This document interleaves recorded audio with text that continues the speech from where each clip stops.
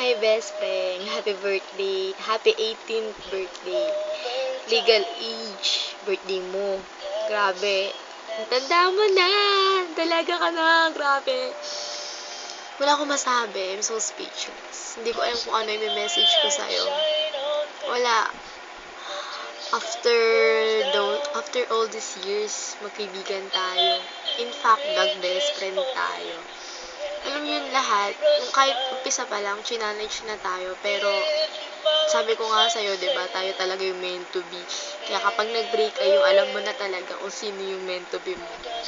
Mas dinaig pa natin yung magjowa.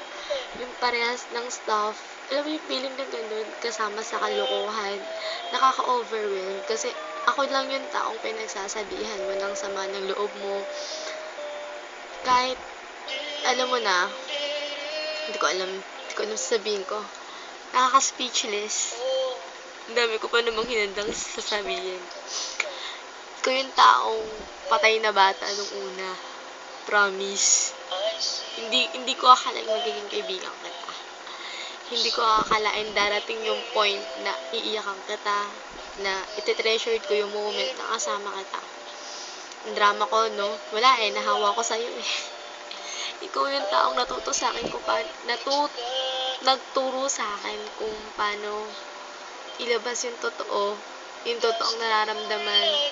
Yung ikaw yung parang nagbababa ng luha ko. Alam mo yun, yung feeling ng ganun. Yes. Alam ko, marami pa tayong pagdadaanan. Sabi ko nga sa'yo, diba, tayo yung meant to be. Yeah. Ingat ka lagi. I love you. I'm always here for you, best friend. Nagsimula tayo sa Miniki Tugs and nagtagal tayo sa call sign na best friend. And alam ko forever, hindi ko man masabi, pero isa lang ang sure, lagi ako nandito para sa'yo. Alam mo yan, I love you so much. Happy birthday. Happy Halloween. Yan. Moonlight over Paris. Alam ko kasing gusto mo makapunta ng Paris. Pero wala, hanggang dyan lang muna tayo. Dito hanggang kanto lang tayo, hanggang palengke lang tayo ngayon. Saka na, alam ko matutupad lahat ng pangarap natin. Yes, tiwala lang. Basta best friend, huwag kang magbabago. Still the same pa rin.